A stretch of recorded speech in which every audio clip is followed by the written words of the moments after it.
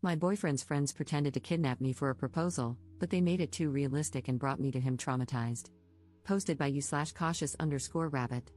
I'm trembling and just created this alt account because my main account has a lot of details about me that would make it easy to trace back. A week ago, my 23F boyfriend, 26M, told me he had a camping trip planned with his friends for Friday, today. He said he would have no service and that he'd see me on Sunday. He messaged me at 5 a.m. this morning and told me they were hitting the road. Around 8 a.m., I went for a run, like I usually do on Fridays. I keep one headphone in while I run because I'm often on a work call. While I was running, I noticed an SUV that kept popping up. In hindsight, it looked just like my boyfriend's childhood friend's car. I sent a message to my sister, telling her to stand by, and I shared my location. Right after sending the message, I looked up, and the SUV was right beside me. Someone jumped out and grabbed me. It happened so fast that I even dropped my phone on the pavement. I was pulled into the car, and I could tell there were at least 2 masked guys in the back before they covered my eyes. In hindsight, they had cartoonish ski masks and black gloves on. I freaked out and resisted like crazy, screaming and kicking. All I could hear was these guys laughing, and I could feel one of them holding my arms behind me while the other held my legs down at the knees. I don't know how long I was in there, but I kept begging them to let me go and crying. I even admit I peed on myself, but I don't think they noticed until we arrived at the house. They pulled me out of the car, and I screamed for help until I was dragged into a house. When the mask covering my head was removed, I was on my knees in front of my boyfriend of 2 years. He was staring at me with a confused look before he started angrily asking his friends what was going on. As I started to process what was happening, I realized he was dressed nicely, and there were romantic decorations around the entryway to his house. I recognized him in the setting, and I collapsed into sobs. I probably had a 5-minute panic attack in that car on the way there and another one sitting in the entryway to his house. I was sweaty, wearing soiled yoga pants, flushed with fear, and terrified for my life. That all happened about an hour or 2 ago. My boyfriend took me upstairs and was going to help me get showered and changed, but I wanted to do that alone. I heard yelling and commotion downstairs while I was in the shower, but I don't know what's going on. I'm sitting in his room now, holding my shattered phone after crying to my sister about what happened. She lives 90 minutes away but is speeding over to get me now. I can't stop thinking about what happened.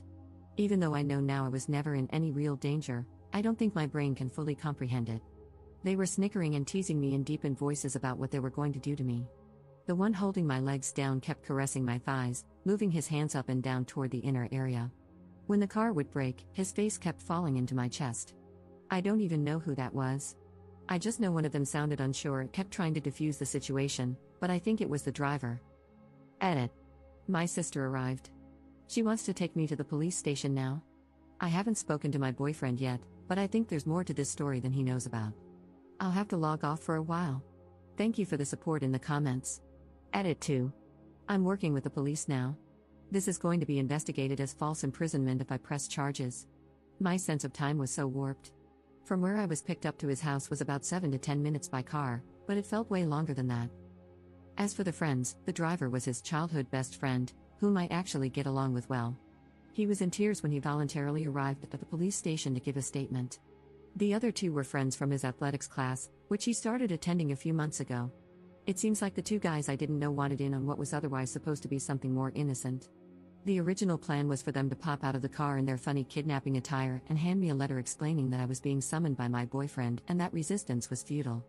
It seems the plan changed as the 2 new friends wanted to shake me up a bit more and make it feel more real. Edit 3. I've had time to calm down and have had long talks with my sister. We are going to meet up with my I'm not sure yet, boyfriend for dinner tonight. He has been respectful of my requests for space but has been emotional whenever he thinks about what I went through this morning. His best friend contacted me repeatedly, apologizing for allowing it to get that far, but I asked him to stop, and he did. The best friend's fiancé reached out and has been supportive and apologetic, too. I'm astounded by the support I've received here and wish I could thank each of you individually. I've never had anyone other than my sister and boyfriend care for my mental well-being like this. Reddit is a very kind place sometimes. Update 2 weeks later. Hello, I apologize for going MIA.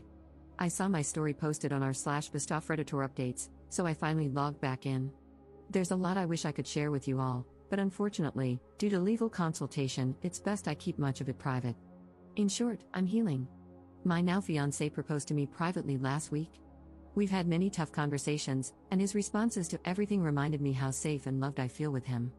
He didn't ask for or endorse that type of plan. I've learned that the two friends I didn't know well were highly influenced by YouTube pranksters and social experiment channels.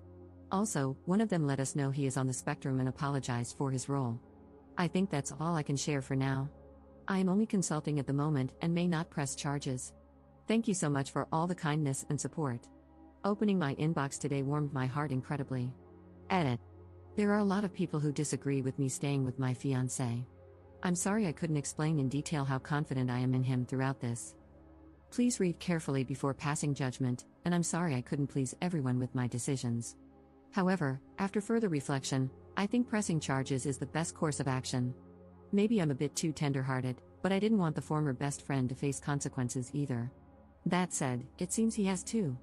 Second update 7 months later. Hello, concerned friends. I'm not sure if anyone still remembers me, but I wanted to give a final update as I close out this year. 2024 was crazy for me. I spent the entire year working on myself in therapy. I developed an obvious trauma response to being in public, especially when men would sneak up behind me or quickly exit cars near me. I also developed a fear that made life tough. I became very afraid of my fiancé's friends. I love and trust my friends and family with all of my being, but I found that I couldn't trust anyone he brought into our life because of a feeling of losing control. Sorry if this is a bit incoherent, I'm not really sure how I feel myself. But the point is, if I haven't vetted and learned to trust people, I struggle to allow them into my life. I decided to end things with my ex-fiancé. It was tough and took months to do, but I feel better for it. He is a great man, but there were behaviors from him and his friends before, during, and after the incident that gave me pause. The doubt and mental anguish were too much, and I just had to run away from it all. Shockingly to me, but not to my therapist, I feel immensely better now. It's almost like a switch went off, and being away from him has expedited my healing so much. I'm scared about being at my age and starting over, but I'd rather not be married at all than live in the stress I was in. Happy New Year, everyone. Also, an update on the legal side, the charges were dropped, and I was not mentally able to pursue anything further. I will say the lives of his friends have been stained, and I don't care to check the extent. I just know there was a breakup, and one was kicked out of their living situation over it all. Commenter. I'm autistic and an attorney. One of the great benefits of autism, in my opinion, at least, is that I can very clearly discern the rules of what's right and wrong, as well as what's legal. It's one of the reasons I'm on my state bar's ethics committee. We literally have the guidelines and laws written out. It's great, and yes, there are shades of gray and some room for interpretation, but not in this case. She was assaulted, battered, simply grabbing her counts, let alone groping her, kidnapped, and subjected to severe intentional infliction of emotional distress. I hope OP considers pursuing civil charges, even if going through the criminal system wasn't worth it for her. But I completely understand if she doesn't, as sometimes folks just need to move on. Being autistic doesn't make someone a jerk or prone to committing felonies, and it grinds my gears when people use the spectrum as a defense for shitty behavior.